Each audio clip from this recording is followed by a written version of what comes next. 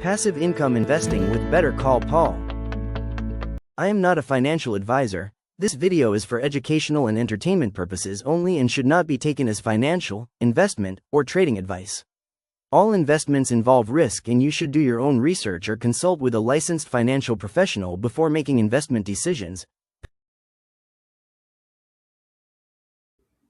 Hey everyone, it's Paul here on my channel, Better Call Paul, and today we're going to do a quick recap of this week's Daily Snowball Portfolios. There's been a couple of positive things and maybe some negative things we'll take a look at, but just remember guys, this is not financial advice. These are extremely high yield and high risk investments, and with the NAV erosion, the share price decreases, and also the dividend distribution decreases, there is a strong potential to lose money. So I just want to be honest. This is not a quick road to becoming wealthy. All right, so let's just jump right into the spreadsheet and we'll take a look at it. Sorry guys, you can see here that Blocks paid just about 12 cents again. I believe Blocks was up a little bit, so I think that's a good sign.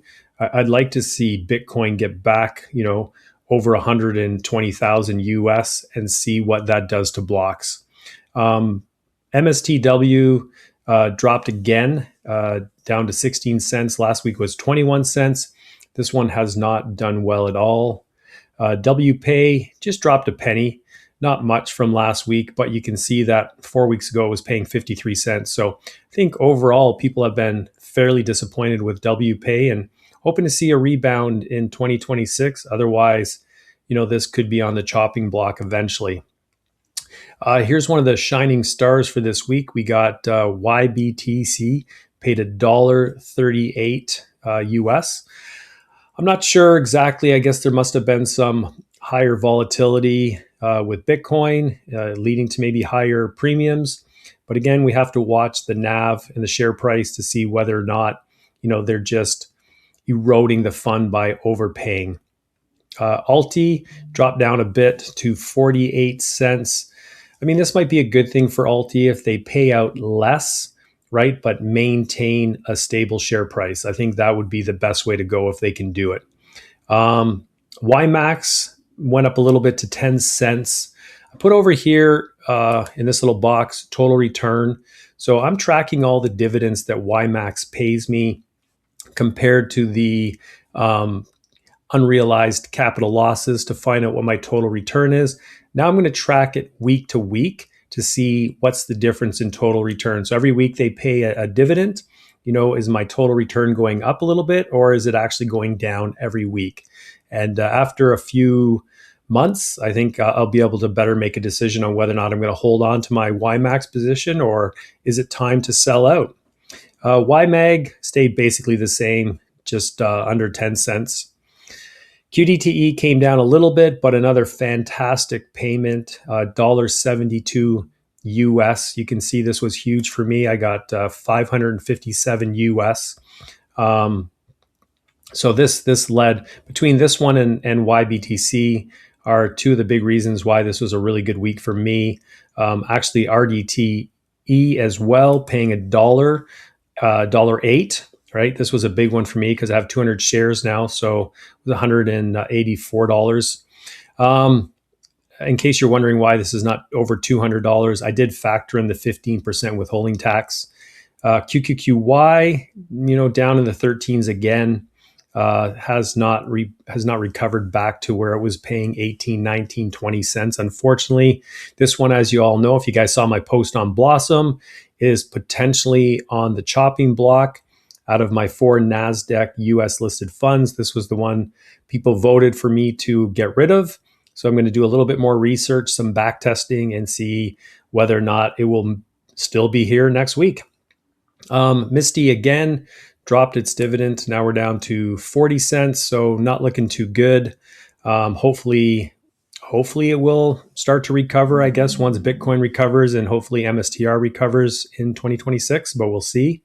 So anyways, all in all, guys, this was, I think, the best week I've ever had, bringing in 1,098 US. which was the equivalent of just over 1,500 Canadian. But again, there were some really big payouts that I don't think we're going to see again, right? YBTC was paying 21 cents.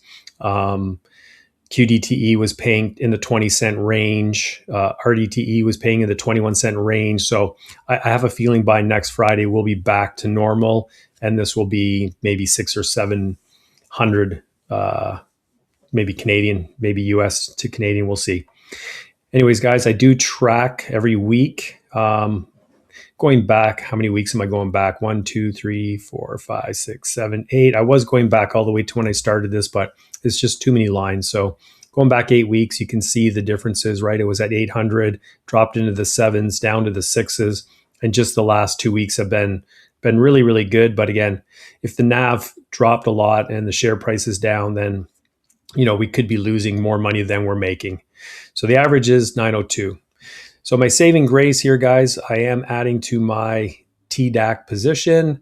I'm now up to 240 shares. I bought an extra 20 shares today. So I'm really happy with this one. We're now at $88 a month, give or take, depending on what the distribution is each month, but it's fairly stable. So I'm happy about that. I can't wait to get this over $100 and, eventually get this up to 500 shares and just keep growing it.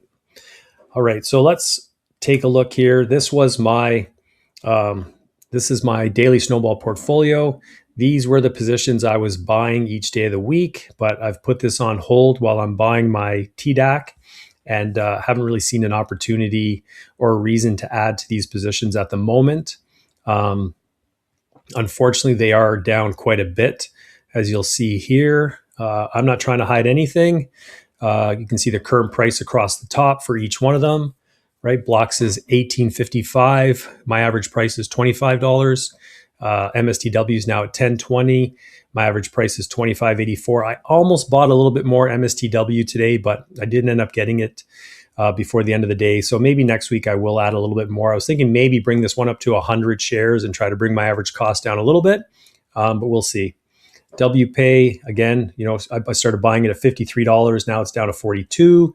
It's very disappointing. And I think YBTC was up a little bit today as well. But anyhow, I bought it for $37. Now it's down to $29. So you can see the only thing in the green is my dividends that I've earned. But then when you subtract the unrealized losses, right, you can see that I'm down 20%, 50%, 13%, and 15%. So I'm really looking forward to seeing if Bitcoin can rebound in 2026. If it breaks all-time highs, how many of these funds will recover? And if they don't, then it'll be time to get rid of them.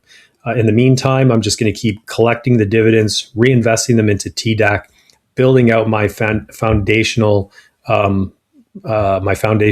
base stocks or ETFs, and just keep growing the portfolio that way, even though TDAQ only pays a 16 or 17% yield.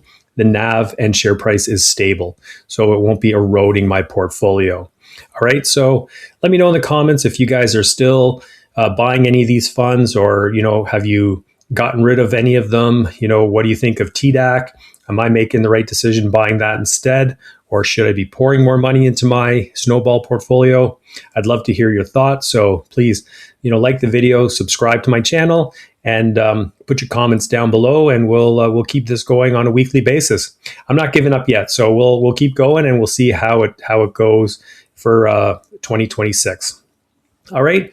So until tomorrow, guys, or until my next video, bye for now.